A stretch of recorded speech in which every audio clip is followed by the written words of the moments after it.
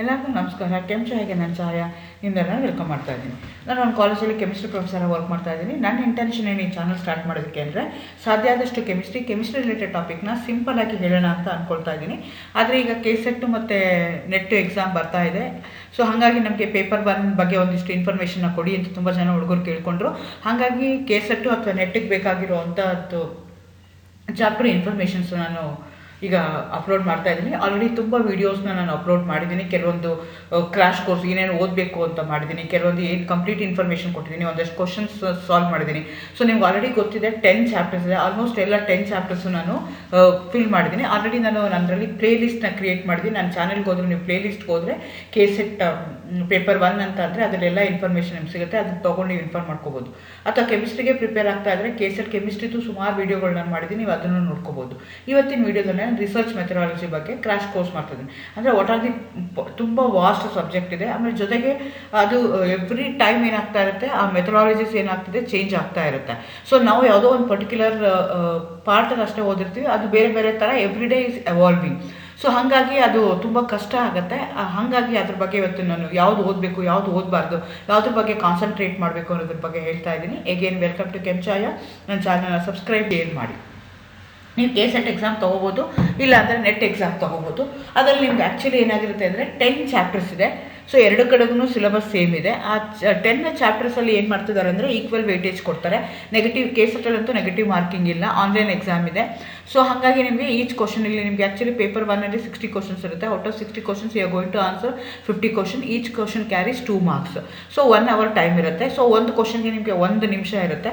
So ಹಾಗಾಗಿ ನೀವು ಮುಂಚೆನೇ ಓದಿದ್ರೆ, ಮೆಂಟಲಿ ಪ್ರಿಪೇರ್ ಆಗಿದೆ, ಈ ಥರ ಕ್ವಶನ್ಸ್ ಇದೆ, ಈ ಥರ ನಾನು ಓದಿದ್ದೆ, ಇದ್ರ ಬಗ್ಗೆ ನಾನು ತಿಳ್ಕೊಂಡಿದ್ದೀನಿ ಅನ್ನೋದಕ್ಕೆ ನೀವು ಅಟೆಂಪ್ಟ್ ಮಾಡಿಕೊಂಡು, ಅದು ಇಲ್ದಿರೋದಕ್ಕೆ ನೀವೇನು ಮಾಡ್ಕೋಬೋದು, ಮುಂದೆ ಹೋಗ್ತಾ. ಸೊ ನೀವು ಇವಾಗ ಕನ್ಸಿಡರ್ ಮಾಡಿಕೊಂಡ್ರೆ, ಈಗ ರಿಸರ್ಚ್ ಮೆಥಡಾಲಜಿ ಕನ್ಸಿಡರ್ ಮಾಡಿಕೊಂಡ್ರೆ ನಾನು ಹೇಳಿದ್ನಲ್ಲ, ಈಗ ಹೇಗೆ ನಾವು ಟಾಪಿಕ್ಸ್ನ ಆ 10 ಟಾಪಿಕ್ಸ್ನ ನಾವೇನು ಮಾಡ್ಕೋಬೋದು ಅಂದರೆ 2 ರೀತಿ ಕ್ಲಾಸಿಫೈ ಮಾಡ್ಕೋಬೋದು.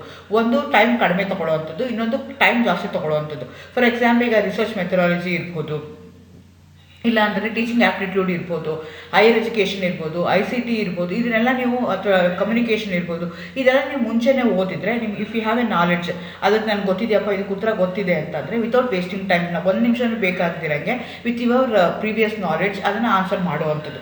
ಈಗ ಮ್ಯಾಥಮೆಟಿಕಲ್ ರೀಸನಿಂಗ್ ಇದೆ, ಅಥವಾ ಲಾಜಿಕಲ್ ಇದೆ, ಯಾವುದೋ ಒಂದು ಕ್ಯಾಲ್ಕುಲೇಷನ್ ಇದೆ, ಅಂಥದಕ್ಕೆ ಏನಾಗುತ್ತೆ, ನಿಮಗೆ ಟೈಮು ಜಾಸ್ತಿ ಬೇಕಾಗುತ್ತೆ. ನಿಮ್ಗೆ ಅದು ಗೊತ್ತಿದೆ, ನನಗೆ ಅದು ಬರುತ್ತೆ, ನಾನು ಮಾಡ್ಬೋದು ಅಂತ ಕರೆಕ್ಟ್ ಆನ್ಸರ್ ನನಗೆ ಗೊತ್ತಿದೆ ಅಂದರೂ ಅದಕ್ಕೆ ಏನಾಗುತ್ತೆ, ಜಾಸ್ತಿ ಟೈಮ್ ತೊಗೊಳುತ್ತೆ, ಮೋರ್ ದೆನ್ 1 ಮಿನಿಟ್. ಸೊ ಹಾಗಾಗಿ time management is very important in the examination.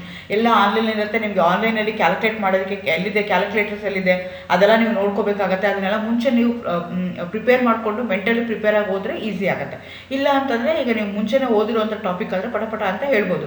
So ಅದೇ ಥರ ಏನಾಗುತ್ತೆ ಅಂದರೆ ರಿಸರ್ಚ್ ಮೆಥಡಾಲಜಿನೂ ನಾನು ಫಾಸ್ಟಾಗಿ, ನನಗೆ ಅಂದರೆ ಮುಂಚೆನೇ ಅದ್ರ ಬಗ್ಗೆ ನಾಲೆಡ್ಜ್ ಇದೆ, ನಾನು ಓದಿದ್ದೀನಿ, ಅದು ನನಗೆ ಗೊತ್ತಿದೆ, ಇದು ಕರೆಕ್ಟ್ ಆನ್ಸರ್ ಅನ್ನೋದಕ್ಕೆ ನಿಮಗೆ ಲೆಸ್ ದ್ಯಾನ್ 1 ಮಿನಿಟ್ನಲ್ಲಿ ಸಾಲ್ವ್ ಮಾಡ್ಬೋದು. ಸೊ ಈ ಏನು ಟೈಮ್ ಉಳಿಯುತ್ತಲ್ಲ ಆ ಟೈಮಲ್ಲಿ ನೀವೇನು ಮಾಡ್ಬೋದು, ಮ್ಯಾಥಮೆಟಿಕಲ್, ಲಾಜಿಕಲ್ ಅದಕ್ಕೆಲ್ಲನೂ ಹಾಕ್ಕೋಬೋದು. ಸೊ ಹಾಗಾಗಿ ರಿಸರ್ಚ್ ಮೆಥಡಾಲಜಿನಲ್ಲಿ ಯಾವ್ಯಾವುದನ್ನು ಕಾನ್ಸಂಟ್ರೇಟ್ ಮಾಡಬೇಕು ಅಂತಂದರೆ, ನೀವು ಆಲ್ರೆಡಿ ರಿಸರ್ಚ್ ಮಾಡ್ತಾ ಇದ್ದರೆ, ಆಲ್ರೆಡಿ PhD ಮಾಡ್ತಾ ಇದ್ದರೆ, ಆಲ್ರೆಡಿ MPhil ಮಾಡಿದರೆ ಇದ್ರ ಬಗ್ಗೆ ನಿಮ್ಗೆ ಐಡಿಯಾ ಇರುತ್ತೆ. ಇಲ್ಲ ಅಂದರೆ ನೀವು ಸ್ಟೂಡೆಂಟ್ ಆಗಿದ್ದೀರಾ, ಅಥವಾ ನಾನು ಅದು ಯಾವುದೂ ಮಾಡಿಲ್ಲ, MSc ಮುಗಿದ ತಕ್ಷಣ ನಾನು ಎಕ್ಸಾಮ್ ತೊಗೊಳ್ತಾ ಇದ್ದೀನಿ ಅಂತಂದರೆ, ಈ ಪದಗಳಿಗೆಲ್ಲ ನೀವೇನು ಮಾಡಬೇಕಾಗತ್ತೆ, ಈಚ್ ಆ್ಯಂಡ್ ಎವ್ರಿಥಿಂಗ್ ನಿಮಗೆ ಅದರದ್ದು ಮೀನಿಂಗು ಗೊತ್ತಿರಬೇಕಾಗತ್ತೆ. ಸೊ ನೀವು ಯಾವ್ಯಾವ್ದ್ರ ಬಗ್ಗೆ ಕಾನ್ಸಂಟ್ರೇಷನ್ ಮಾಡಬೇಕು ಅಂದರೆ, ರಿಸರ್ಚ್ ಅಂದ್ರೇನು, ಅದ್ರ ಮೀನಿಂಗ್ ಏನು, ಡೆಫಿನೇಷನ್ ಏನು, ಅದ್ರ ಬಗ್ಗೆ ಯಾವುದೋ ಕ್ವಶನ್ಸ್ ಕೇಳಿಲ್ಲ, ಬಟ್ ಅದು ಬೇಸಿಕ್, ವೆರಿ ಬೇಸಿಕ್, ಅದನ್ನು ತಿಳ್ಕೊಂಡು ನೀವು ಮುಂದಕ್ಕೆ ಹೋಗ್ಬೇಕು. ಆದರೆ ಕ್ವಶನ್ಸ್ ಇಲ್ಲ, ಬಟ್ ವೆರಿ ಎಲಿಮೆಂಟ್ರಿ ಥಿಂಗ್. ಅದು ABCD ಗೊತ್ತಿರಲೇಬೇಕಲ್ವ ಇಂಗ್ಲೀಷ್ ಕಲ್ತ್ಕೊಳ್ಳೋಕ್ಕೆ. ಆ ಥರ ರಿಸರ್ಚ್ ಅಂದ್ರೇನು, ಅದ್ರ ಮೀನಿಂಗ್ ಅಂದ್ರೇನು, ಡೆಫಿನೇಷನ್, ಅದನ್ನು ಬೇರೆ ಬೇರೆ ಪರ್ಸನ್ಸ್ಗಳು ಬೇರೆ ಬೇರೆ ಥರ ಡಿಫೈನ್ ಮಾಡಿದ್ದಾರೆ. ಸೊ ಅದ್ರ ಬಗ್ಗೆ ನೀವು ಸ್ವಲ್ಪ ತಿಳ್ಕೊಬೇಕಾಗತ್ತೆ. ನೆಕ್ಸ್ಟ್ ಏನು ತಿಳ್ಕೊಬೇಕು ಅಂದರೆ, ನೇಚರ್ ಆಫ್ ರಿಸರ್ಚ್. ಅಗೇನ್ ಎಷ್ಟೊಂದು ಥರ ನೇಚರ್ ಆಫ್ ರಿಸರ್ಚ್ ಇದೆ. ಕೆಲವೊಂದು ನಾವು ಸೈನ್ಸ್ ಕಡೆಗೆಲ್ಲ ತೊಗೊಂಡ್ರೆ ನಾವೆಲ್ಲ ಎಕ್ಸ್ಪೆರಿಮೆಂಟ್ ಮಾಡೇಬೇಕು ಅಂತೀವಿ. ಆದರೆ ಸೋಷಿಯಲ್ ತೊಗೊಂಡ್ರೆ ಅವ್ರು ಸರ್ವೆ ಮಾಡುವಂಥದ್ದು, ಡೇಟಾ ಕಲೆಕ್ಷನ್ ಮಾಡುವಂಥದ್ದು, ನಾನ್ ಎಕ್ಸ್ಪೆರಿಮೆಂಟಲಿ ಮಾಡುವಂಥದ್ದು ರಿಸರ್ಚ್ ಇದೆ. ಆ ಥರದ್ದು ಎಷ್ಟೊಂದು ಥರದ ರಿಸರ್ಚ್ ಇದೆ. ಯಾವ್ಯಾವ ಥರ ರಿಸರ್ಚ್ ಇದೆ ಅಂತ ನೀವು ನೋಡ್ಕೋಬೇಕಾಗತ್ತೆ. Next objective of the research. ನಾವು ಯಾಕೆ ಮಾಡಬೇಕು, ಯಾವುದೋ ಒಂದು ಪ್ರಾಜೆಕ್ಟ್ ಮಾಡ್ತಾ ಇದ್ದೀನಿ, ಯಾವುದೋ ಒಂದು ರಿಸರ್ಚ್ ಮಾಡ್ತಾ ಇದ್ದೀನಿ ಅಂತಂದರೆ ಅದರದ್ದು ಮೇನ್ ಆಗಿರಬೇಕು. ಅದು ನೇಚರ್ಗೆ ಹಾರ್ಮ್ ಮಾಡ್ತಾ ಇದೆಯಾ, ಅಥವಾ ನೇಚರ್ಗೆ ಹೆಲ್ಪ್ ಮಾಡ್ತಿದೆಯಾ, humankind lifestyle increase ಮಾಡ್ತಾ ಇದೆಯಾ ನಾನು ಮಾಡೋವಂಥ ಪ್ರಾಡಕ್ಟಿಂದ, ಅದು ವಾಟ್ ಈಸ್ ದ ಆಬ್ಜೆಕ್ಟಿವ್. ಅದು ಏನಾಗಿರಬೇಕು ಅಂದರೆ ಎಲ್ಲರಿಗೂ ಒಳ್ಳೇದಾಗೋ ಥರ ಇರಬೇಕು, ಯಾರಿಗೂ ತೊಂದರೆ ಮಾಡೋ ಥರ ಇರಬಾರ್ದು. ಆ ಥರದ್ದೆಲ್ಲ ನೀವು ನೋಡ್ಕೋಬೇಕಾಗತ್ತೆ. ನೆಕ್ಸ್ಟ್ ಅದನ್ನು ಅಬ್ಜೆಕ್ಟಿವ್ನ ನಾನು ಅಚೀವ್ ಮಾಡೋದಕ್ಕೆ ಎಷ್ಟೊಂದು ವೇರಿಯಬಲ್ಗಳನ್ನ ತೊಗೋಬೇಕಾಗತ್ತೆ ನಾನು. ಡಿಪೆಂಡೆಂಟ್ ವೇರಿಯಬಲ್ಲು, ನಾನ್ ಡಿಪೆಂಡೆಂಟ್ ವೇರಿಯಬಲ್ಲು, ಸೊ ಒಂದಕ್ಕೊಂದು ಡಿಪೆಂಡೆಂಟ್ ಆಗಿದೆಯಾ ಇಲ್ವಾ ಅಂತ ನೋಡ್ಕೊಳ್ಳೋವಂಥದ್ದು. ಆಮೇಲೆ ಕಾನ್ಸ್ಟೆಂಟ್ ವೇರಿಯಬಲ್ಸ್, ಹಾಗೆ ಡಿಫ್ರೆಂಟ್ ಟೈಪ್ಸ್ ಆಫ್ ವೇರಿಯಬಲ್ಸ್ ಇದೆ, ಅದು ಯಾವ್ಯಾವುದು ಅಂತ ನೋಡ್ಕೋಬೇಕಾಗತ್ತೆ. ನೆಕ್ಸ್ಟ್ ಇದೆಲ್ಲ ಮಾಡೋದಕ್ಕೆ ನಾನು ಮುಂಚೆ ಹೇಳ್ದಂಗೆ ನಾನು ಸೋಷಿಯಲ್ ಸೈನ್ಸಸ್ ಬಗ್ಗೆ ನೀವು ರಿಸರ್ಚ್ ಎಲ್ಲ ಕನ್ಸಿಡರ್ ಮಾಡಿಕೊಂಡ್ರೆ ಅಲ್ಲಿ ಇಂಪಾರ್ಟೆಂಟ್ ಥಿಂಗ್ ಏನು ಅಂದರೆ ಡೇಟಾ ಕಲೆಕ್ಷನ್. ಡೇಟಾದಲ್ಲಿ 2 ಥರ ಡೇಟಾ ಹೇಳ್ತಾರೆ, ಪ್ರೈಮರಿ ಡೇಟಾ ಅಂತ ಹೇಳ್ತಾರೆ, ಸೆಕೆಂಡರಿ ಡೇಟಾ ಅಂತ ಹೇಳ್ತಾರೆ. ಅದಕ್ಕೆ ಬೇರೆ ಬೇರೆ ಟೂಲ್ಗಳನ್ನ ಯೂಸ್ ಮಾಡ್ತಾರೆ. ಕ್ವಶನೇರ್ಸ್ ಇರುತ್ತೆ, ಇಂಟರ್ವ್ಯೂ ಇರುತ್ತೆ, ಕೇಸ್ ಸ್ಟಡಿ ಇರುತ್ತೆ, ಚೆಕ್ ಲಿಸ್ಟ್ ಅಂತ ಹೇಳ್ತಾರೆ. ಸೋ ಮೆನಿ ಟೂಲ್ಸ್ ಆರ್ತಾರೆ. ಆ ಟೂಲ್ಸ್ ಎಲ್ಲ ಯಾವ್ಯಾವುದು, ಆ ಟೂಲ್ಸ್ನ ಯಾವುದಕ್ಕೆ ಯೂಸ್ ಮಾಡ್ತಾರೆ ಅದನ್ನೆಲ್ಲ ನೋಡ್ಕೋಬೇಕಾಗತ್ತೆ. Again population sampling. ಈಗ ಡೇಟಾ ಕಲೆಕ್ಷನ್ ಮಾಡಬೇಕಾದ್ರೆ ಸರ್ವೆ ಮೆಥಡ್ ಏನಾದರೂ ಯೂಸ್ ಮಾಡ್ತಾ ಇದ್ರೆ ಅವಾಗ ಸ್ಯಾಂಪಲ್ ಕಲೆಕ್ಷನ್ ಮಾಡ್ತಾರೆ. ಸೊ ಸ್ಯಾಂಪಲ್ ಎಷ್ಟಿರಬೇಕು, ಪಾಪ್ಯುಲೇಷನ್ ಎಷ್ಟಿದೆ ಅದ್ರದ್ದು ಸ್ಯಾಂಪಲ್ ಎಷ್ಟು ತೊಗೋಬೇಕು, ಸ್ಯಾಂಪಲ್ ಎರರ್ ಅಂದರೆ ಏನು, ಆಮೇಲೆ ಸ್ಯಾಂಪಲ್ ಸೈಜ್ ಹೇಗಿರಬೇಕು, ಅದ್ರ ಪಾಪ್ಯುಲೇಷನ್ ಏನಿದೆ, ಸೊ ಅದನ್ನೆಲ್ಲ ನೀವು ಅದ್ರ ಬಗ್ಗೆ ಎಲ್ಲನೂ ತಿಳ್ಕೊಬೇಕಾಗತ್ತೆ. ಯಾಕೆಂದ್ರೆ there are different methods of research. Logical ಇರ್ಬೋದು, ಬೇಸ್ಡ್ ಆನ್ ಲಾಜಿಕ್ ಅಂತಂದರೆ ಡಿಡಕ್ಟಿವ್ ಅಥವಾ ಇಂಡಕ್ಟಿವ್ ಅಂತ ಹೇಳ್ತಾರೆ, ಬಾಟಮ್ ಡೌನ್ ಅಪ್ರೋಚ್ ಅಂತ ಹೇಳ್ತಾರೆ, ಕ್ವಾಲಿಟೇಟಿವ್ ಅಂತಾರೆ, ಕ್ವಾಂಟಿಟೇಟಿವ್ ಅಂತಾರೆ, ಆಮೇಲೆ ಆ್ಯಕ್ಟಿವ್ ರಿಸರ್ಚ್ ಅಂತ ಹೇಳ್ತಾರೆ. ಸೊ ಡಿಫ್ರೆಂಟ್ ಟೈಪ್ಸ್ ಆಫ್ ರಿಸರ್ಚ್ಗಳಿದ್ದಾವೆ. ಸೊ ಅದ್ರ ಬಗ್ಗೆ ಎಲ್ಲ ನೀವು ನೋಡ್ಕೋಬೇಕಾಗುತ್ತೆ. ಹಿಸ್ಟಾರಿಕಲ್ ರಿಸರ್ಚ್ ಅಂತಾರೆ, ಅನಾಲಿಟಿಕಲ್ ರಿಸರ್ಚ್ ಅಂತಾರೆ, ಡಿಸ್ಕ್ರಿಪ್ಟಿವ್ ಅಂತಾರೆ, ಸೊ ಕ್ವಾಲಿಟೇಟಿವ್ ಅಂತಾರೆ, ಕ್ವಾಂಟಿಟೇಟಿವ್ ಅಂತಾರೆ. ಡಿಫ್ರೆಂಟ್ ವೆರೈಟೀಸ್ ಆಫ್ ರಿಸರ್ಚ್ ಆಗಿದೆ. ಅದ್ರ ಬಗ್ಗೆ ಹಾಗಂದರೆ ಏನು ಅಂತ ನೀವು ತಿಳ್ಕೊಬೇಕಾಗುತ್ತೆ. ಯಾಕೆಂದರೆ ಯಾವುದೋ ಕ್ವಶನ್ ಕೊಟ್ಬಿಟ್ಟು describe what type of research ಅಂತ ಕೇಳ್ತಾರೆ, ಅಥವಾ ಮೇಲ್ಗಡೆ ಯಾವುದೋ ರಿಸರ್ಚ್ ಕೊಟ್ಬಿಟ್ಟು ಅದ್ರದ್ದು ಕ್ವಾಲಿಟೀಸ್ ಇದು ಅಂತ ಕೇಳ್ತಾರೆ. ಸೊ ಹಾಗಾಗಿ ನೀವು ಅದ್ರ ಬಗ್ಗೆ ತಿಳ್ಕೊಬೇಕಾಗತ್ತೆ. ನೆಕ್ಸ್ಟ್ ಈ ರಿಸರ್ಚ್ ಎಲ್ಲ ಮಾಡ್ಬೇಕಾದ್ರೆ there should be researcher should have some ethics. ಆ ಎಥಿಕ್ಸ್ ಅಂದರೆ ಏನು ಅದ್ರ ಬಗ್ಗೆ ನೀವು ತಿಳ್ಕೊಬೇಕಾಗತ್ತೆ. ಎಲ್ಲ ಆದಮೇಲೆ ರಿಸರ್ಚ್ ಎಲ್ಲ ಆದಮೇಲೆ ಥೀಸಿಸ್ ರೈಟಿಂಗ್ ಇರ್ಬೋದು ಅಥವಾ ಆರ್ಟಿಕಲ್ ರೈಟಿಂಗಲ್ಲಿ ಇರ್ಬೋದು. ಸೊ ಅದಕ್ಕೆ ಒಂದು ತಂದೆ ಆದಂಥ ಪ್ರೊಸೀಜರ್ ಇದೆ, ಪ್ರೋಟೋಕಾಲ್ ಇದೆ. ದಟ್ ಪ್ರೋಟೋಕಾಲ್ ಏನು, ಅದು ಯಾಕೆ ಆ ಪ್ರೋಟೋಕಾಲ್ನ ಫಾಲೋ ಮಾಡ್ತಾರೆ, ಸೊ ಅದನ್ನೆಲ್ಲ ನೀವು ತಿಳ್ಕೊಬೇಕಾಗತ್ತೆ. ಈಗ ನಮಗೆ ನಾವು ಮುಂಚೆ ಹಂಗೆ ಲಿಟ್ರೇಚರ್ ಸರ್ವೆ ಎಲ್ಲ ಮಾಡಬೇಕು ಅಂತಂದರೆ, ಮುಂಚೆ ಅಂದರೆ ಒಂದು 20 years ಬ್ಯಾಕ್ ಎಲ್ಲ ಆಯಿತು ಅಂತಂದರೆ ನಾವೇನು ಮಾಡ್ತೀವಿ, we use to go to library, we use to search for that particular journal ಮಾಡ್ತೀವಿ. ಈಗೆಲ್ಲ ಆನ್ಲೈನಲ್ಲೇ ಸಿಗ್ತಾ ಇದೆ. ಸೊ ಆನ್ಲೈನಲ್ಲಿ ಅದನ್ನು ಹೇಗೆ ಹುಡುಕಬೇಕು, ಅದೆಲ್ಲ ರೆಫರೆನ್ಸ್ನ ಹೇಗೆ ಚೆಕ್ ಮಾಡ್ಕೋಬೇಕು, ಆ ರೆಫರೆನ್ಸಸ್ನ ಹೇಗೆ ಬರೀಬೇಕು, ಅದಕ್ಕೆಲ್ಲ ನನಗೇನಾಗುತ್ತೆ ICT application of ICT is important ಆಗುತ್ತೆ. ಸೊ ಅದ್ರ ಬಗ್ಗೆನೂ ನಿಮಗೆ ಗೊತ್ತಿರಬೇಕಾಗುತ್ತೆ. ಸೊ ಇದು ಎಲ್ಲದ್ರ ಬಗ್ಗೆನೂ ನಿಮಗೆ ಗೊತ್ತಿದ್ರೆ ಹೋಗುತ್ತೆ. ಸೊ ನಾನು ಮುಂಚೆನೇ ಹೇಳಿದಾಗೆ ರಿಸರ್ಚ್ ಅಂದರೆ ಏನು ಅಂದರೆ ಇದನ್ನ 2 ಥರ ಮಾಡ್ಕೋಬೋದು. Plus search. ಸರ್ಚ್ ಅಂದರೆ ಹುಡ್ಕೋವಂಥದ್ದು, ಅಂದರೆ ಆಲ್ರೆಡಿ ಇದೆ ಅದನ್ನು ಹುಡ್ಕೋವಂಥದ್ದು. ಅದಕ್ಕೆ ನಾವೇನಂತ ಕರಿತೀವಿ, ರಿಸರ್ಚ್ ಅಂತ ಹೇಳ್ತೀವಿ. ಇದು ಸಿಸ್ಟಮ್ಯಾಟಿಕ್ ಆಗಿ ಇನ್ವೆಸ್ಟಿಗೇಷನ್ ಮಾಡುವಂಥದ್ದು. ಯಾವುದೋ ಒಂದು ಫ್ಯಾಕ್ಟ್ ಇದೆ, ಆ ಫ್ಯಾಕ್ಟ್ನ ನಾನು ತಿಳ್ಕೊಳ್ಳೋವಂಥದ್ದು. ಅದಕ್ಕೆ ತಂದೆ ಆದಂಥ ಪ್ರೊಸೀಜರ್ ಇದೆ, ಹೆಂಗೆ ಬೇಕೋ ಹಂಗೆ ಮಾಡೋಂಗಿಲ್ಲ. ಆ ಪ್ರೊಸೀಜರ್ ಇದೆ, ಕಲೆಕ್ಟ್ ಮಾಡಬೇಕು, ಡೇಟಾ ಕಲೆಕ್ಟ್ ಮಾಡಬೇಕು, ಅನಲೈಸ್ ಮಾಡಬೇಕು, ಆಮೇಲೆ ಇಂಟರ್ಪ್ರಿಟ್ ಮಾಡಬೇಕು. ಸೊ ಅಂದರೆ ಇರೋವಂಥದ್ದನ್ನ ಏನು ಮಾಡಬೇಕು, ಸಿಸ್ಟಮ್ಯಾಟಿಕ್ಕಾಗಿ ಸ್ಟಡಿ ಮಾಡ್ತೀವಲ್ಲ ನಾವು, ಅದಕ್ಕೆ ನಾವೇನಂತ ಕರಿತೀವಿ, ರಿಸರ್ಚ್ ಅಂತ ಹೇಳ್ತೀವಿ. ಅದಕ್ಕೆ ತಂದೆ ಆದಂಥ ಪ್ರೋಸೆಸ್ ಇದೆ. ಫಸ್ಟ್ ಪ್ಲ್ಯಾನ್ ಮಾಡಬೇಕು, ಆ್ಯಕ್ಟ್ ಮಾಡಬೇಕು, ಅಬ್ಸರ್ವ್ ಮಾಡಬೇಕು, ರಿಫ್ಲೆಕ್ಟ್ ಮಾಡಬೇಕು. ಸೊ ಹಂಗೆ ಅದಕ್ಕೆ ತಂದೆ ಆದಂಥ ಪ್ರೊಸೀಜರ್ ಇದೆ. ಆ ಪ್ರೊಸೀಜರ್ನ ಸಿಸ್ಟಮ್ಯಾಟಿಕ್ಕಾಗಿ ಮಾಡ್ತೀವಲ್ಲ ನಾವು, ಅದಕ್ಕೆ ಏನಂತ ಕರಿತೀವಿ, ರಿಸರ್ಚ್ ಅಂತ ಕರಿತೀವಿ. Research is defined as a creation of new knowledge and or use of existing knowledge in a new creative way to generate the new concept. ಅದು ಹೊಸದಿರ್ಬೋದು ಅಥವಾ ಹಳೇದಿರ್ಬೋದು, ಆ ನಾಲೆಡ್ಜ್ ಇರುವಂಥದ್ದು ಇರ್ಬೋದು. ಆ ನಾಲೆಡ್ಜ್ನ ಇಂಪ್ರೂವ್ ಮಾಡ್ಬೋದು ಅಥವಾ ನೆಗೆಟಿವ್ ಆಗು ಹೇಳ್ಬೋದು. ಕೆಲವೊಂದು ಈಗ ಹೇಳಿದ್ದನ್ನೆಲ್ಲ ಕರೆಕ್ಟೇ ಆಗಬೇಕು ಅಂತಿಲ್ಲ. ರಿಸರ್ಚ್ ಮಾಡಿದಾಗ ಯಾವುದೋ ಒಂದು ಕಾನ್ಸೆಪ್ಟ್ನ ತಪ್ಪು ಅಂತ ಹೇಳೋದನ್ನು ರಿಸರ್ಚೇ ಆಗುತ್ತೆ. So it's a creation of new knowledge and or with existing knowledge. Existing knowledge ಇದೆ, ಅದನ್ನು ಇಂಪ್ರೂವ್ ಮಾಡುವಂಥದ್ದು ಅಥವಾ ಅದನ್ನು ಸರಿ ಅಂತ ಹೇಳುವಂಥದ್ದು, ತಪ್ಪು ಅಂತ ಹೇಳುವಂಥದ್ದು. ಅದರಿಂದ ಏನಾಗುತ್ತೆ, ನ್ಯೂ ಕಾನ್ಸೆಪ್ಟ್ ಬರುವಂಥದ್ದು ಇರುತ್ತಲ್ಲ, ಅದಕ್ಕೆ ನಾವೇನಂತ ಕರಿತೀವಿ, ರಿಸರ್ಚ್ ಅಂತ ಹೇಳಿ. ಇದರದ್ದು ಆಬ್ಜೆಕ್ಟಿವ್ ಏನು ಅಂತಂದರೆ, ನಾನು ಅಂದರೆ ವಿತಿನ್ ದಿ ಫ್ರೇಮ್, ನನಗೆ ಈಗ ಆಬ್ಜೆಕ್ಟಿವ್ ಏನೋ, ನಾನು ಇದೇನೋ ಮಾಡಬೇಕು ಅಂತ ಅಂದ್ಕೊಂಡ್ಬಿಟ್ರೆ reasonably achieve within the expected time frame. ಈಗ ಏನೋ ಒಂದು ಕೆಲಸ ನಾನು ಏನೋ ಒಂದು ರಿಸರ್ಚ್ ಮಾಡಬೇಕು ಅಂತ ಅಂದ್ಕೊಂಡಿದ್ದೀನಿ, ಅದು ನಾನು 20 ವರ್ಷ ತೊಗೊಂಡ್ಬಿಟ್ರೆ ಆ 20 ವರ್ಷಕ್ಕೆ ಅಂದರೆ ಹಳೇದೇನಾಗುತ್ತೆ, 20 ವರ್ಷಕ್ಕೆ ಅಂದರೆ ಮಾಡಿದ್ರೆ ನನ್ನ ಡೇಟಾ ಏನು ಕಲೆಕ್ಷನ್ ಏನಿತ್ತಲ್ಲ ಅಥವಾ ಇನ್ಫಾರ್ಮೇಷನ್ ಏನಿದೆಯಲ್ಲ, ಇಟ್ ಮೇ ಬಿ ಔಟ್ಡೇಟೆಡ್. ಅಥವಾ ನಾನು 2 years ತೊಗೊಂಡ್ರೆ ಅದು it may be outdated. So ಕೊಟ್ಟಿರೋವಂಥ ಸ್ಟಿಪ್ಯುಲೇಟೆಡ್ ಟೈಮ್ ಫ್ರೇಮಲ್ಲಿ ನಾನು ಮಾಡೋಕ್ಕಾಗತ್ತಾ, ನನಗಿರೋವಂಥ ರಿಸೋರ್ಸಸ್ ನನಗಿರುತ್ತೆ. ಇಡೀ ಪ್ರಪಂಚ ಈಗ ಡೇಟಾ ಕಲೆಕ್ಷನ್ ಅಂತಂದರೆ ಇಡೀ ಪ್ರಪಂಚದಲ್ಲಿರೋದು ಒಂದು ಎಲ್ಲನೂ ಡೇಟಾ ನಾನು ಕಲೆಕ್ಟ್ ಮಾಡ್ಕೊಳ್ಳೋಣ ಅಂತ ನಂಗೆ ಆಸೆ ಇರುತ್ತೆ. ಆದರೆ ಇಸ್ ಇಟ್ ಪಾಸಿಬಲ್? ಅದು ಟೈಮ್ ಕನ್ಸ್ಯೂಮಿಂಗ್ ಆಗುತ್ತೆ, ಎಕ್ಸ್ಪೆನ್ಸಿವ್ ಆಗುತ್ತೆ. ಸೊ ಹಾಗಾಗಿ ಏನು ಮಾಡಬೇಕು, ನಾನು ವಿತಿನ್ ದಿ ಟೈಮ್ ಸ್ಟಿಪ್ಯುಲೇಟೆಡ್ ಟೈಮಲ್ಲಿ ಅವೈಲೇಬಲ್ ರಿಸೋರ್ಸಸ್ಸಲ್ಲಿ ನಾನು ಮಾಡುವಂಥ ಆಬ್ಜೆಕ್ಟಿವ್ನ ನಾನು ಇಟ್ಕೋಬೇಕಾಗುತ್ತೆ. ನಾನು ರಿಸರ್ಚ್ ಪ್ರಾಬ್ಲಮ್ನ ತೊಗೊಂಡಾಗ ಹೆಂಗೆ ತೊಗೋಬೇಕಾಗತ್ತೆ ಅಂತಂದರೆ, ನನಗೆ ಈ ಪ್ರಾಬ್ಲಮ್ 2 ವರ್ಷದಲ್ಲಿ ಸಾಲ್ವ್ ಮಾಡೋಕ್ಕಾಗತ್ತಾ ಅಥವಾ 3 ವರ್ಷದಲ್ಲಿ ಮಾಡೋಕ್ಕಾಗತ್ತಾ, ನನಗೆ ಇಷ್ಟೆಲ್ಲ ರಿಸೋರ್ಸಸ್ ಬೇಕಾಗತ್ತೆ, ನಂತರ ಇರೋವಂಥದ್ದು ಇಷ್ಟೇ ರಿಸೋರ್ಸು, ಈ ರಿಸೋರ್ಸಲ್ಲಿ ಅದು ಆ ಪ್ರಾಜೆಕ್ಟು ಮಾಡೋಕ್ಕಾಗತ್ತಾ, ಅದೆಲ್ಲ ಆದಮೇಲೆ ನಾನು ಏನು ಮಾಡಬೇಕಾಗತ್ತೆ, ಆಬ್ಜೆಕ್ಟಿವ್ನ ಚೂಸ್ ಮಾಡಬೇಕಾಗತ್ತೆ. ಅದು ಹೇಗಿರಬೇಕು ಅಂದರೆ ರಿಲೆವೆಂಟ್ ಆಗಿರಬೇಕು, ಫೀಸಿಬಲ್ ಆಗಿರಬೇಕು, ರಿಲೆವೆಂಟ್ ಆಗಿರಬೇಕು. ಸೊ ಯಾವುದೋ ಒಂದು ಯಾರಿಗೂ ಉಪಯೋಗಕ್ಕೆ ಇಲ್ದಿರೋಂಥದ್ದನ್ನು ಮಾಡಿದ್ರೆ ನಮಗೇನು ಲಾಭ ಇಲ್ಲ. ಅದು ರಿಲೆವೆಂಟ್ ಆಗಿರಬೇಕು, ಫೀಸಿಬಲ್ ಮಾಡೋಕ್ಕೆ ಸಾಧ್ಯ ಆಗಂಗಿರಬೇಕು, ಲಾಜಿಕಲ್ ಇರಬೇಕು, ಅದರಿಂದ ಏನೋ ಒಂದು ಔಟ್ಕಮ್ ಹೊರಗಡೆ ಬರೋಂಗಿರಬೇಕು, ಅಬ್ಸರ್ವಬಲ್, ಯಾರಾದ್ರೂ ನೋಡಿದ್ರೆ ಓದಿದ್ರೆ ಅರ್ಥ ಆಗೋಂಗಿರಬೇಕು. ನೆಕ್ಸ್ಟ್ ಇನ್ ಇಕ್ವಿವೋಕಲ್ ಆಗಿರಬೇಕು, ಮೆಷರಬಲ್ ಆಗಿರಬೇಕು. ಸೊ ಅದರಿಂದ ಯಾರಿಗೋ ಒಬ್ರಿಗೆ ಲಾಭ ಆಗಬೇಕು. ಆ ಥರ ಇದ್ದರೆ ಮಾತ್ರ ನಾನು ರಿಸರ್ಚ್ಗೆ ಹೆಲ್ಪ್ ಆಗುತ್ತೆ. ಏಮ್ ಅಂತ ಕನ್ಸಿಡರ್ ಮಾಡ್ಕೋಬೋದು, ಅಥವಾ ರಿಸರ್ಚ್ ಆಬ್ಜೆಕ್ಟಿವ್ ಅಂತ ನೀವು ಕನ್ಸಿಡರ್ ಮಾಡ್ಕೋಬೋದು. ಅದು ಏನು ಔಟ್ಕಮ್ ಕೊಡಬೇಕು ಅಂದರೆ, it should achieve a new insight, develop a new theory, generalise the principle, determine the relationship between the variables. ನಾನು ಯಾವುದೋ ಎರಡೋ ಮೂರು ವೇರಿಯೇಬಲ್ಸ್ ತೊಗೊಂಡ್ರೆ ಅವೆರಡರ ಮಧ್ಯೆ ಏನು ರಿಲೇಷನ್ಶಿಪ್ ಇದೆ. ಸೊ ನಾನು ರಿಸರ್ಚ್ ಮಾಡೋದ್ರಿಂದ ಔಟ್ಕಮ್ ಏನಾಗಬೇಕು ಅಂದರೆ, ನಂಗೆ ಹೊಸದು ಒಂದು ಇನ್ಸೈಟ್ ಬರಬೇಕು, ಹೊಸ ಥಿಯರಿ ಡೆವಲಪ್ ಆಗಬೇಕು, ಅಥವಾ ಯಾವುದೋ ಒಂದು ಪ್ರಿನ್ಸಿಪಲ್ನ ನಾನು ಜನರಲೈಸ್ ಮಾಡಬೇಕು. ಅದನ್ನೆಲ್ಲ ಅಬ್ಸರ್ವ್ ಮಾಡಿ ನಾನು ಏನು ಮಾಡಬೇಕಾಗುತ್ತೆ, ಪ್ರಿನ್ಸಿಪಲ್ನ ಜನರಲೈಸ್ ಮಾಡಬೇಕಾಗುತ್ತೆ. ಅಥವಾ ಯಾವುದೋ ಒಂದು ಪ್ಯಾರಾಮೀಟರ್ನ ತೊಗೊಂಡಿದ್ರೆ ಆ ಪ್ಯಾರಾಮೀಟರ್ಗಳಿಗೆ ಅಥವಾ ವೇರಿಯೇಬಲ್ಸ್ಗೆ ಏನು ನನ್ನ ಪ್ರಾಜೆಕ್ಟಲ್ಲಿ ಹೇಳಬೇಕಾಗುತ್ತೆ. ನಾನು ಹೇಳಿದೆ methods of research, there are an number of research.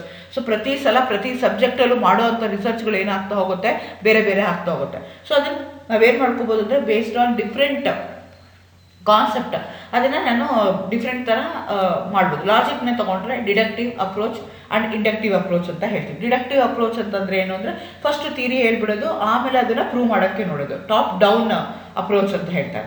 Inductive ಅಂತಂದರೆ ಬಾಟಮ್ ಅಪ್ ಅಪ್ರೋಚ್. ಫಸ್ಟ್ ನಾನು ಏನು ಮಾಡಬೇಕಾಗತ್ತೆ, ಪ್ರೊಸೀಜರ್ನ ಮಾಡಿ ಆಮೇಲೆ ಥಿಯರಿನ ಎಸ್ಟಾಬ್ಲಿಷ್ ಮಾಡಬೇಕಾಗುತ್ತೆ. ಸೊ ಡಿಡಕ್ಟಿವ್ ಅಥವಾ ಇಂಡಕ್ಟಿವ್. ಡಿಡಕ್ಟಿವ್ ಅಂದರೆ ಏನು ಅಂದರೆ, ಫಸ್ಟು ಥಿಯರಿ ಹೇಳ್ಬಿಡೋದು, ಥಿಯರಿ ಹೇಳಿದ್ಮೇಲೆ ಅದನ್ನು ಪ್ರೂವ್ ಮಾಡೋಕ್ಕೆ ಶುರು ಮಾಡೋದು. ಅದರ ನಂತರ ಇರುವಂಥ ಡೇಟಾನ ಕಲೆಕ್ಟ್ ಮಾಡಿಕೊಂಡು ಅದರಿಂದ ಥಿಯರಿ ಡೆವಲಪ್ ಮಾಡ್ತೀವಲ್ಲ, ಅದಕ್ಕೆ ಏನಂತ ಕರಿತೀವಿ ನಾವು, ಇಂಡಕ್ಟಿವ್ ಅಪ್ರೋಚ್ ಅಂತ ಹೇಳ್ತೀವಿ. ಸೊ ಎರಡು ಥರ ಅಪ್ರೋಚ್ ಇದೆ, deductive approach, inductive approach. Deductive approach is a top down approach, where inductive effect is the bottom up approach ಅಂತ ಹೇಳ್ತಾರೆ. ಬಾಟಮಿಂದ ಹೋಗುವಂಥದ್ದು ಇಂಡಕ್ಟಿವ್. ಡಿಡಕ್ಟಿವ್ ಅಂತಂದರೆ ಮೇಲಿಂದ ಕೆಳಗಡೆಗೆ ಬರುವಂಥದ್ದು. ಆ ಥರ ಪ್ರೋಸೆಸ್ನ ಕನ್ಸಿಡರ್ ಮಾಡಿಕೊಂಡ್ರೆ ಎರಡು ಥರ ಇದೆ, ಕ್ವಾಂಟಿಟೇಟಿವ್ ಕ್ವಾಲಿಟೇಟಿವ್ ರಿಸರ್ಚ್ ಅಂತ ಹೇಳ್ತೀವಿ. ಸೊ ಕ್ವಾಂಟಿಟೇಟಿವ್ ಕ್ವಾಲಿಟೇಟಿವ್ ಯಾಕೆ ಹೇಳಿದ್ರೆ, ಒಂದು ಕ್ವಾಲಿಟಿ ಹೇಳುತ್ತೆ, ಇನ್ನೊಂಥದ್ದು ಕ್ವಾಂಟಿಟಿ ಹೇಳುವಂಥದ್ದು. ಬೇಸ್ಡ್ ಆನ್ ದರ್ ಆಬ್ಜೆಕ್ಟಿವ್ ಅಂತಂದರೆ ಎರಡು ಥರ ಹೇಳ್ತೀವಿ. ಒಂದಕ್ಕೆ ಡಿಸ್ಕ್ರಿಪ್ಟಿವ್ ಅಂತ ಹೇಳ್ತೀವಿ, ಇನ್ನೊಂದಕ್ಕೆ ಅಥವಾ ಬೇರೆ ಥರದಾದರೆ correctional, exploratory, experimental research. So ನಾವು ಇವಾಗ ಸೋಷಿಯಲ್ ಸೈನ್ಸಸ್ ಎಲ್ಲ ತೊಗೊಂಡ್ರೆ ಡಿಸ್ಕ್ರಿಪ್ಟಿವ್ ಆಗಿ ಬರೀತಾ ಹೋಗ್ತಾರೆ ಅವ್ರಿಗೆ ಏನು ಅಬ್ಸರ್ವ್ ಆಯಿತು ಅಥವಾ ಏನು ತಿಳ್ಕೊಂಡ್ರೆ, ಯಾವ ರೂಲ್ಸ್ ಇಂದ ರೆಗ್ಯುಲೇಷನ್ಸ್ ಅಥವಾ ಯಾವುದು ಥಿಯರೀಸ್, ಯಾವುದು ಹೈಪಾಥಿಸಿಸ್ ಮೇಲೆ ಅವ್ರು ಏನು ಮಾಡ್ತಾರೆ, ಡಿಸ್ಕ್ರಿಪ್ಟಿವ್ ಆಗಿ ಬರೀತಾ ಹೋಗ್ತಾರೆ. ಅದೇ ಎಕ್ಸ್ಪೆರಿಮೆಂಟಲ್ಲಿ ತೊಗೊಂಡ್ರೆ ನಾವು ಎಕ್ಸ್ಪೆರಿಮೆಂಟ್ ಮಾಡಿ ಎಕ್ಸ್ಪೆರಿಮೆಂಟ್ ಅಬ್ಸರ್ವೇಷನ್ಸ್ ಏನಿದೆಯಲ್ಲ ಅದನ್ನೆಲ್ಲ ಹೇಳ್ತಾ ಹೋಗ್ತೀವಿ. ಸೊ ಈ ಥರ ಬೇರೆ ಥರದ್ದು. ಅದೇ ಥರ ಈಗ ಸೋಷಿಯಲ್ ಸೈನ್ಸಸ್ನ ತೊಗೊಂಡ್ರೆ ಅವ್ರು ಸರ್ವೆ ಸ್ಟಡೀಸು ಮಾಡ್ತಾರೆ, ಬೇರೆ ಬೇರೆ ಥರ ಸರ್ವೆಗಳನ್ನ ಮಾಡ್ತಾರೆ. ಆ ಸರ್ವೆ ಏನು ಹೇಳ್ತಾರೆ, branch of social scientific investigation ಅಂತ ಹೇಳ್ತಾರೆ ಅದನ್ನು. ಸೊ ಅದ್ರ ಬಗ್ಗೆ ಅವ್ರು ಹೇಳ್ತಾ ಹೋಗ್ತಾರೆ. ಹಿಸ್ಟಾರಿಕಲ್ ರಿಸರ್ಚ್ ಇರ್ಬೋದು, ಅನಾಟಿಕಲ್ ರಿಸರ್ಚ್ ಇರ್ಬೋದು, ಎಕ್ಸ್ಪೋಸ್ಟ್ ಫ್ಯಾಕ್ಟೋ ರಿಸರ್ಚ್ ಅಂತ ಹೇಳ್ತಾರೆ. ಇದ್ರ ಬಗ್ಗೆ ತುಂಬ ಕ್ವಶನ್ಸ್ ಕೇಳಿದ್ದಾರೆ. ಎಕ್ಸ್ಪೋಸ್ಟ್ ಫ್ಯಾಕ್ಟೋ ಅಂತ ಆ್ಯಕ್ಚುಲಿ ಏನಾಗಿದೆ, ಯಾವುದೋ ಒಂದು ಥಿಯರಿ ಇದೆ, ಯಾವುದೋ ಒಂದು ರೂಲ್ ಇದೆ, ಅದನ್ನು ಅಪ್ಲೈ ಮಾಡಿದ್ವಿ, ಅದಾದಮೇಲೆ ಅದರದ್ದು ಪೋಸ್ಟ್, ಅದಾದಮೇಲೆ ಅದು ಇಂಪ್ಲಿಮೆಂಟ್ ಮಾಡಿದ್ಮೇಲೆ ನನಗೆ ಪೋಸ್ಟ್, ಅದು ಆಫ್ಟರ್ ದಟ್ ಅದ್ರ ಇಂಪ್ಯಾಕ್ಟ್ ಏನು ಅಂತ ತಿಳ್ಕೊಳ್ತೀವಲ್ಲ, ಅದಕ್ಕೆ ನಾವೇನಂತೀವಿ, ಎಕ್ಸ್ ಪೋಸ್ಟ್ ಫ್ಯಾಕ್ಟೋ ಸರ್ವೆ ಅಂತ ಹೇಳ್ತಾರೆ ಅದನ್ನು. ಇದ್ರ ಬಗ್ಗೆ ತುಂಬ ಕ್ವಶನ್ಸ್ ಕೇಳಿದ್ದಾರೆ, ನೋಡ್ಕೋಬೇಕಾತಂದ್ರೆ ಏನೋ, ಈಗ ಯಾವುದೋ ಒಂದು ಪಾಲಿಸಿ ಇದೆ, ಆ ಪಾಲಿಸಿ ನಾವು ಅಡಾಪ್ಟ್ ಮಾಡ್ತೀವಿ, ಗೌರ್ಮೆಂಟ್ ರೆಗ್ಯುಲೇಷನ್ಸ್ ಪ್ರಕಾರ ಅದು ಅಡಾಪ್ಟ್ ಮಾಡ್ಕೊಳ್ಳೇಬೇಕು ಅಂತ ಹೇಳಿದ್ರೆ ಅಡಾಪ್ಟ್ ಮಾಡ್ಕೊಂಡಿದ್ದರಿಂದ ಅದ್ರದ್ದು ಲಾಭ ಏನು, ಅದ್ರದ್ದು ನಷ್ಟ ಏನು, ಅದ್ರದ್ದು ಇಂಪ್ಯಾಕ್ಟ್ ಏನು, ಅದನ್ನು ತಿಳ್ಕೊಳ್ತೀವಲ್ಲ, ಅದಕ್ಕೆ ಎಕ್ಸ್ ಪೋಸ್ಟ್ ಫ್ಯಾಕ್ಟೋ ಸರ್ವೆ ಅಂತ ಹೇಳ್ತಾರೆ. ಸೊ ಅದ್ರ ಬಗ್ಗೆ ಇರ್ಬೋದು. ಅದೇ ಥರ ಬೇಸ್ಡ್ ಆನ್ ದರ್ ಅಪ್ಲಿಕೇಶನ್ ಅಂದರೆ ಫಂಡಮೆಂಟಲ್ ಇರ್ಬೋದು ಅಥವಾ ಅಪ್ಲೈಡ್ ಇರ್ಬೋದು. ಫಂಡಮೆಂಟಲ್ ಅಂತಂದರೆ ಪ್ಯೂರ್ ಆಗಿರುವಂಥದ್ದು, discovery of the new things, existing ಥಿಯರಿಗಿನ ಇಂಪ್ರೂವ್ ಮಾಡುವಂಥದ್ದು, ಅಂಥದ್ದೆಲ್ಲ ಇರುತ್ತಲ್ಲ, ಅಂಥದಕ್ಕೆ ನಾವೇನಂತ ಕರಿತೀವಿ, ಫಂಡಮೆಂಟಲ್ ಅಂತ ಕರಿತೀವಿ. ಫಂಡಮೆಂಟಲ್ ಅಂತ. ಅಪ್ಲೈಡ್ ಅಂತಂದರೆ ಈಗ ಯಾರೋ ಒಬ್ರು ಏನೋ ಕಂಡುಹಿಡಿದಾರೆ ಅದನ್ನು ಅಪ್ಲೈ ಮಾಡುವಂಥದ್ದು. ಈಗ ಯಾವುದೋ ಒಂದು ರೂಲ್ ಹೇಳಿದರೆ ಅದನ್ನು ನಾನು ಅಪ್ಲೈ ಮಾಡಿ ಈ ಥರ ಹೊಸ ಇನ್ಸ್ಟ್ರೂಮೆಂಟ್ ಮಾಡಿದಂಗೋ, ಹೊಸ ಇಂಜಿನ್ನ ನಾನು ಸ್ಟಾರ್ಟ್ ಮಾಡಿದಂಗೋ, ಆ ಥರದ್ದು ಇರುತ್ತಲ್ಲ, ಅಂಥದಕ್ಕೆ ಏನಂತ ಕರೀತಾರೆ, ಅಪ್ಲೈಡ್ ರಿಸರ್ಚ್ ಅಂತ ಹೇಳ್ತಾರೆ. ಆ ಥರ ಕಾನ್ಸೆಪ್ಷಿಯಲ್ ಇರ್ಬೋದು, ಎಂಪರಿಕಲ್ ಇರ್ಬೋದು, ಆ್ಯಕ್ಷನ್ ರಿಸರ್ಚ್ ಇರ್ಬೋದು. ಈಗ ತುಂಬ ಕ್ವಶನು ಆ್ಯಕ್ಷನ್ ರಿಸರ್ಚ್ ಬಗ್ಗೆ ಕೇಳ್ತಾ ಇದ್ದಾರೆ. ಸೊ ಅದು ಏನಾಗುತ್ತೆ ಅಂತ ಕೇಳಬೇಕು. ಇನ್ನು 1940ನಲ್ಲಿ ಕರ್ಟ್ ಲೂವಿನ್ ಅನ್ನೋನು ಹೇಳ್ತಾನೆ, ಲರ್ನಿಂಗ್ ಬೈ ಡೂಯಿಂಗ್. ಅದಕ್ಕೆ ನಾವೇನಂತ ಕರೀತಾರೆ, ಆ್ಯಕ್ಷನ್ ರಿಸರ್ಚ್ ಅಂತ ಹೇಳ್ತಾರೆ. ಅದ್ರ ಬಗ್ಗೆ ತುಂಬ ಕ್ವಶನ್ಸ್ನ ನಿಮ್ಮನ್ನ ಕೇಳ್ತಾ ಇದ್ದಾರೆ. ಅದೇ ರೀತಿ ಡಿಫ್ರೆಂಟ್ ವೇರಿಯೇಬಲ್ಸ್ ಯೂಸ್ ಮಾಡ್ತೀವಿ ಅಂತ ಹೇಳಿದೆ. ಕಾನ್ಸ್ಟೆಂಟ್ ವೇರಿಯೇಬಲ್ ಅಂತ ಹೇಳ್ತಾರೆ. ಅಲ್ಲೇನು ಅಂತಂದರೆ ಅದೇನು ಚೇಂಜ್ ಆಗೋದಿಲ್ಲ, ಥ್ರೂಔಟ್ ಮೈ ಸ್ಟಡಿ ಸೇಮ್ ಇರುತ್ತೆ. ವೇರಿಯೇಬಲ್ ಅಂತಂದರೆ ವೇರಿ ಆಗ್ತಾ ಇರುತ್ತೆ ವಿತ್ ಟೈಮ್, ವಿತ್ ಟೆಂಪ್ರೇಚರ್, ಅಂಥದಕ್ಕೆ ವೇರಿಯೇಬಲ್ ಅಂತ ಹೇಳ್ತೀವಿ. ಅದೇ ಥರ ಡಿಪೆಂಡೆಂಟ್, ಇಂಡಿಪೆಂಡೆಂಟ್, ಎಕ್ಸ್ಟ್ರಾಸಿನಿಯಸ್, ಹಾಗೆ ಬೇರೆ ಬೇರೆ ಟೈಪ್ ಆಫ್ ವೇರಿಯೇಬಲ್ಸ್ ಇದೆ. ಅದ್ರ ನೀವು ತಿಳ್ಕೊಬೇಕಾಗುತ್ತೆ. ಹೇಗೇನು ರಿಸರ್ಚ್ ಮಾಡ್ಬೇಕಾದ್ರೆ ಎಷ್ಟೊಂದು ಟೂಲ್ಸ್ ಅಥವಾ ಇನ್ಸ್ಟ್ರೂಮೆಂಟ್ನ ಯೂಸ್ ಮಾಡ್ತೀವಿ. ಅಂದರೆ ಡೇಟಾ ಕಲೆಕ್ಷನ್ ಮಾಡ್ತಾ ಇದ್ದೀವಿ ಅಂತಂದರೆ ಅದಕ್ಕೆ ನಾವೇನಂತ ಕರಿತೀವಿ, ರಿಸರ್ಚ್ ಟೂಲ್ಸ್ ಅಂತಾರೆ, ಇಲ್ಲಾಂದರೆ ಇನ್ಸ್ಟ್ರೂಮೆಂಟ್ಸ್ ಅಂತಾರೆ. ಟೆಸ್ಟ್ ಆಗ್ಬೋದು, ಸರ್ವೆಗಳಾಗ್ಬೋದು, ಸ್ಕೇಲ್ಸ್ ಆಗ್ಬೋದು, ಟಿ ಸ್ಕೇಲ್ ಅಂತ ಹೇಳ್ತಾರೆ, ಝೆಡ್ ಸ್ಕೇಲ್ ಅಂತ ಹೇಳ್ತಾರೆ. ಆ ಥರ ಬೇರೆ ಬೇರೆ ಥರ ಸ್ಕೇಲ್ಗಳಿವೆ. ಅದೇ ಥರ ಗ್ರಾಫಿಕಲ್ ಸ್ಕೇಲ್ನ ತೊಗೊಂಡ್ರೆ ನೀವು ಕ್ಯುಟೋಸಿಸ್ ಅಂತ ಹೇಳ್ತಾರೆ, ಸ್ಕ್ಯೂನೆಸ್ ಅಂತ ಹೇಳ್ತಾರೆ, ಆಮೇಲೆ ಚೈ ಸ್ಕ್ವಯರ್ ಸ್ಕೇಲ್ ಅಂತ ಹೇಳ್ತಾರೆ. ಹಾಗೆ ಬೇರೆ ಬೇರೆ ಸ್ಕೇಲ್ಸ್ಗಳಿವೆ. ಆ ಸ್ಕೇಲ್ಸ್ಗಳಂದರೆ ಏನು, ಅದರಿಂದ ಏನು ಲಾಭ ಆಗುತ್ತೆ, ಅದು ಸ್ಟಾಟಿಸ್ಟಿಕಲ್ ಟೂಲ್ಸ್ ಅವೆಲ್ಲ, ಅದನ್ನೆಲ್ಲ ನೀವು ತಿಳ್ಕೊಬೇಕಾಗುತ್ತೆ. ಆ ಥರ ಕ್ವಶನೇರ್ಸ್ನ ತಗೊಂಡಾಗ ಶಾರ್ಟ್ ಟೈಪ್ ಕ್ವಶನೇರ್ಸ್ ಇರ್ಬೋದು, ಅಥವಾ ಸ್ಯಾಂಪಲ್ ಆಲ್ಟರ್ನೇಟಿವ್ ಕ್ವಶನ್ಸ್ ಇರ್ಬೋದು, ಮಲ್ಟಿಪಲ್ ಚಾಯ್ಸ್ ಕ್ವಶನ್ಸ್ ಇರ್ಬೋದು, ಕ್ರಾಸ್ ಚೆಕ್ಸ್ ಇರ್ಬೋದು, ಹಾಗೆ ಬೇರೆ ಬೇರೆ ಥರ yes or no type questions ಇರ್ಬೋದು, ಬೇರೆ ಬೇರೆ ಥರ ಕ್ವಶನೇರ್ಸ್ ಇದೆ. ಅದನ್ನೆಲ್ಲ ನೀವು ನೋಡ್ಕೋಬೇಕಾಗತ್ತೆ. ಇಂಟರ್ವ್ಯೂ ಕೆಲವೊಂದ್ಸಲ ಏನಾಗುತ್ತೆ ಅಂದರೆ ಟೂಲ್ಸ್ ಏನು ಅಂತಂದರೆ ಇಂಟರ್ವ್ಯೂ ಮಾಡುವಂಥದ್ದು. ಈಗ ಯಾರಿಗೋ ಒಬ್ರಿಗೆ ಏನೋ ತೊಂದರೆ ಬಂದಿದೆ, ಈಗ ಯಾವುದೋ ಒಂದು ಡಿಸೀಸಸ್ ಬಗ್ಗೆ ನಾನು ವರ್ಕ್ ಮಾಡ್ತಾ ಇದ್ದೀನಿ ಅಂದರೆ ಆ ಡಿಸೀಸ್ ಯಾರು ಬಂದಿದೆಯಲ್ಲ ಅವ್ರನ್ನ ಹೋಗಿ ಮಾತಾಡಿಸುವಂಥದ್ದು, ಅವ್ರದ್ದು ಎಕ್ಸ್ಪೀರಿಯನ್ಸಸ್ನ ನಾನು in the form of recorded thing ಇಟ್ಕೊಳ್ತೀನಲ್ಲ, ಅದಕ್ಕೆ ಇಂಟರ್ವ್ಯೂ ಅಂತ ಹೇಳ್ತೀನಿ. Check list. ಸೊ ಕೆಲವೊಂದು ಸಲ ಏನಾಗುತ್ತೆ, ಇದು ಬೇಕು ಅಂತ ನಾನೆಲ್ಲ ಚೆಕ್ ಲಿಸ್ಟ್ ಮಾಡ್ಕೋಬೇಕಾಗತ್ತೆ, ಯಾವುದೋ ಒಂದು ಬೇಕು ಅಂತಂದರೆ. ಸೊ ಆ ಚೆಕ್ ಲಿಸ್ಟ್ ಅಷ್ಟೇ ಸೈಂಟಿಫಿಕ್ ಟೂಲ್ ಅದನ್ನೇ ಇದ್ರು, ಇಲ್ಲಾಂದರೆ ಅದರ ಒಂದು ಕೇಸ್ ಸ್ಟಡಿ ತೊಗೋಬೋದು. ಸೊ ಇದೆಲ್ಲ ಇದೆ. ಆ ಥರ ಡೇಟಾ ಕಲೆಕ್ಷನ್ ಇದೆಲ್ಲ ಮಾಡಬೇಕು ಅಂದರೆ ನಾನು ಏನು ಮಾಡಬೇಕಾಗತ್ತೆ, ಡೇಟಾ ಕಲೆಕ್ಷನ್ ಮಾಡಬೇಕು. ಡೇಟಾ ಕಲೆಕ್ಷನ್ ಮಾಡಬೇಕು ಅಂತಂದರೆ ಸ್ಯಾಂಪಲ್ ಮತ್ತು ನನಗೆ ಪಾಪ್ಯುಲೇಷನ್ ಇಂಪಾರ್ಟೆಂಟ್. ಅಂದರೆ ಈಗ ಯಾವುದೋ ಒಂದು ಡಿಸೀಸ್ ಬಗ್ಗೆ ನಾನು ಮಾಡ್ತಾ ಇದ್ದೀನಿ ಅಂತಂದರೆ ಆ ಡಿಸೀಸ್ ಬಂದಿರೋರು ಎಷ್ಟು ಜನ ಇದ್ದಾರೆ, ಅದು ಎಂಟೈರ್ ವರ್ಲ್ಡಲ್ಲಿ ಎಷ್ಟು ಜನ ಇದ್ದಾರಲ್ಲ ಅದು ಪಾಪ್ಯುಲೇಷನ್ ಆಗುತ್ತೆ. ನಾನು ಎಲ್ಲದನ್ನೂ ಮಾಡೋಕ್ಕಾಗಲ್ಲ, ಡೇಟಾ ಕಲೆಕ್ಷನ್ ಆಗಲ್ಲ. ಅದರಲ್ಲಿ ಏನು ಮಾಡ್ತೀನಿ, ನಾನು ರ್ಯಾಂಡಮ್ ಆಗಿ ಏನು ಮಾಡ್ಕೊಳ್ತಾ ಹೋಗ್ತೀನಿ, ಡೇಟಾನ ಸ್ಯಾಂಪಲ್ನ ನಾನು ಕಲೆಕ್ಟ್ ಮಾಡ್ಕೊಳ್ತಾ ಹೋಗ್ತೀನಿ. ಡಿಫ್ರೆಂಟ್ ಟೈಪ್ಸ್ ಆಫ್ ಸ್ಯಾಂಪಲ್ ಇದೆ. ರ್ಯಾಂಡಮ್ ಸ್ಯಾಂಪಲ್ ಅಂತಾರೆ, ಸಿಂಪಲ್ ಸ್ಯಾಂಪಲ್ ಅಂತ ಹೇಳ್ತಾರೆ. ಹಾಗೆ ಬೇರೆ ಬೇರೆ ಟೈಪ್ ಆಫ್ ಸ್ಯಾಂಪಲ್ಗಳನ್ನ ಕಲೆಕ್ಟ್ ಮಾಡ್ಕೊಳ್ತಾ ಹೋಗ್ತಾರೆ. ಅರೇಂಜ್ಡ್ ಸ್ಯಾಂಪಲ್ ಇದೆ, ಕ್ಲಿಯರ್ ಅಂತಾರೆ, ಹೈಪೋಥೆಟಿಕಲ್ ಸ್ಯಾಂಪಲ್ ಅಂತಾರೆ, ಹಾಗೆ ರ್ಯಾಂಡಮ್ ಅಂತಾರೆ, ಕ್ಲಸ್ಟರ್ ಸ್ಯಾಂಪಲ್ ಅಂತಾರೆ. ಬೇರೆ ಬೇರೆ ಟೈಪ್ಸ್ ಆಫ್ ಸ್ಯಾಂಪಲ್ಗಳನ್ನ ಮಾಡ್ತಾ ಹೋಗ್ತಾರೆ. ಅದ್ರ ಬಗ್ಗೆ ನಿಮ್ಗೆ ಗೊತ್ತಿರಬೇಕು. ಸ್ಯಾಂಪಲ್ ಸೈಜ್ ಎಷ್ಟಿರಬೇಕು, 50 ಇರಬೇಕಾ, 100 ಇರಬೇಕಾ, 1000 ಇರಬೇಕಾ, 10,000 ಇರಬೇಕಾ, ಅದು ನೋಡ್ಕೋಬೇಕು. ಕೆಲವು ಸಲ ಸ್ಯಾಂಪಲ್ ಎರರ್ ಆಗುತ್ತೆ. ನಾವು ಹೇಳೋದೆಲ್ಲನೂ ತೊಗೊಂಡಿರುವಂಥದ್ದು ಕರೆಕ್ಟಾಗಿ ಚೂಸ್ ಮಾಡಿಲ್ಲ ಅಂದರೆ, ನಾವು ಆ ಕ್ವಶನಲ್ಲಿ ಕರೆಕ್ಟಾಗಿಲ್ಲ ಅಥವಾ ಸರಿಯಾಗಿ ಅದನ್ನು ನಾವು ಕಲೆಕ್ಟ್ ಮಾಡ್ಕೊಂಡಿಲ್ಲ ಅಂದರೆ ಎರರ್ ಆಗುತ್ತೆ. Again because sample is a subset of the population, ಹಂಗಾಗಿ ಅದು ಕರೆಕ್ಟ್ ಇರಲ್ಲ, ಹಂಗಾಗಿ ಅದು ತಪ್ಪಾಗುತ್ತೆ. ತಪ್ಪಾದರೆ ಎಷ್ಟು ಪರ್ಸೆಂಟೇಜ್ ಎರರ್ನ ನಾನು ಅಲೋ ಮಾಡಬೇಕು, ಅದನ್ನು ಹೇಗೆ ಕ್ಯಾಲ್ಕುಲೇಟ್ ಮಾಡಬೇಕು. ಮೆರಿಟ್ಸು ಡಿಮೆರಿಟ್ಸ್ ಏನು, ಸ್ಯಾಂಪ್ಲಿಂಗ್ ಮಾಡಿದ್ರಿಂದ ನನಗೆ ಮೆರಿಟ್ ಆಗ್ತಿದೆಯಾ, ಡಿಮೆರಿಟ್ ಆಗ್ತಿದೆ. ಎಗೇನ್ ಮೆರಿಟ್ ಅಂತಂದರೆ ಟೈಮ್ ಕಡಿಮೆ ತೊಗೊಳುತ್ತೆ, ನನಗೆ ಫಾಸ್ಟಾಗಿ ಆಗುತ್ತೆ.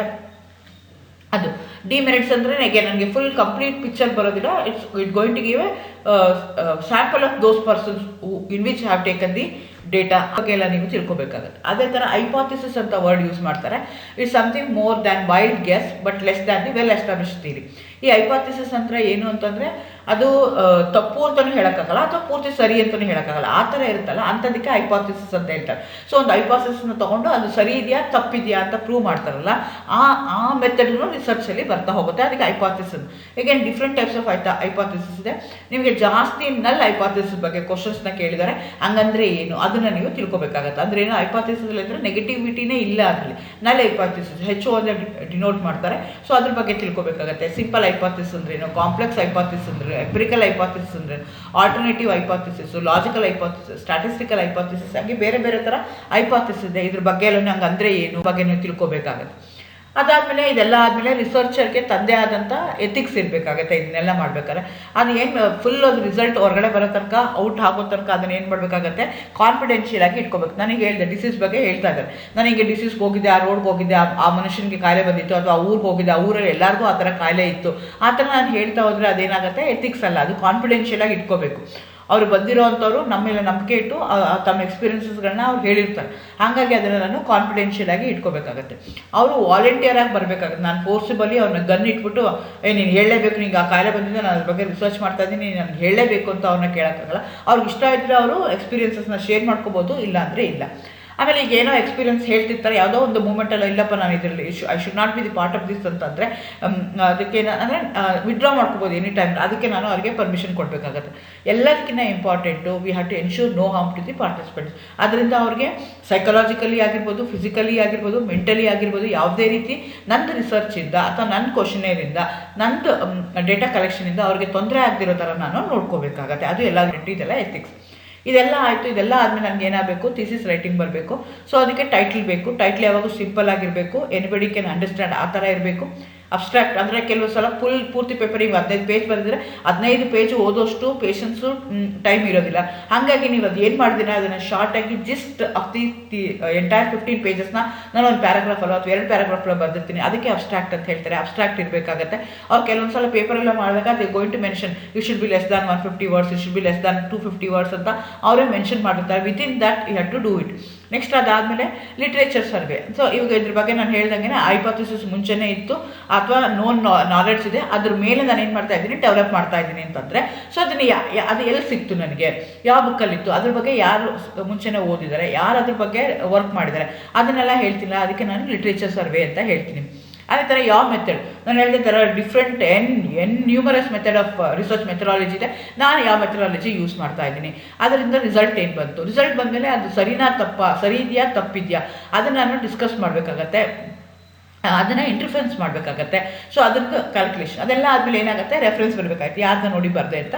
ಅದಾದಮೇಲೆ ಕೆಲವೊಂದು ಪದಗಳು ಅಂದರೆ ಲೇಮ್ಯಾನ್ಗೆ ಅರ್ಥ ಆಗದೆ ಇದ್ದಾಗ ಅಪೆಂಡೆಕ್ಸ್ಗಳು ನೀವು ಹಾಕಬೇಕಾಗುತ್ತೆ. ಜನರಲಿ ಅಪೆಂಡೆಕ್ಸು ಎಲ್ಲ ಇರೋದಿಲ್ಲ, ಬಟ್ ಥೀಸಿಸ್ ರೈಟಿಂಗಲ್ಲಿ ಆದರೆ ಇರುತ್ತೆ, ಆರ್ಟಿಕಲ್ ರೈಟಿಂಗಲ್ಲಿ ಅದನ್ನು ಅಪೆಂಡೆಕ್ಸ್ನ ಬರೆಯೋದಿಲ್ಲ. ಈ ರೀತಿಯಾಗಿ ನೀವು ಏನು ಮಾಡ್ಕೋಬೇಕಾಗತ್ತೆ, ಇಷ್ಟೆಲ್ಲ ಪಾಯಿಂಟ್ ಇದ್ದರೆ ಈಸಿಯಾಗಿ ನೀವು ರಿಸರ್ಚ್ ಮೆಥಡಾಲಜಿನ ಕ್ರ್ಯಾಕ್ ಮಾಡೋಕ್ಕೆ ಸಾಧ್ಯ. ಎಲ್ಲ ಆಗಲಿಲ್ಲ ಅಂದ್ರೂ ಆ್ಯಕ್ಷನ್ ರಿಸರ್ಚ್ ಅಂದ್ರೇನು, ನಲ್ ಹೈಪೋಥಿಸಿಸ್ ಅಂದ್ರೇನು, ಆಮೇಲೆ ಸ್ಯಾಂಪಲ್ ಅಂದ್ರೇನು, ಪಾಪ್ಯುಲೇಷನ್ ಅಂದ್ರೇನು, ಇದ್ರ ಬಗ್ಗೆ ನೀವು ಒಂದಿಷ್ಟು ತಿಳ್ಕೊಂಡಿದ್ರೆ, ಅಥವಾ ಅದು ಈ ಟೆಸ್ಟ್ ಅಂತಾರೆ, ಝೆಡ್ ಟೆಸ್ಟ್ ಅಂತಾರೆ, ಆ ಟೆಸ್ಟ್ಗಳ ಬಗ್ಗೆ ಎಲ್ಲ ಎಷ್ಟು ಐಡಿಯಾಗಳಿದೆ, ರಫ್ ಆಗಿ ಐಡಿಯಾ ಇದ್ದರೆ ರಿಸರ್ಚ್ ಮೆಥಡಾಲಜಿ ಈಸಿಯಾಗಿ ನೀವು ಕ್ರಾಕ್ ಮಾಡ್ಬೋದು. All the best. Thank you.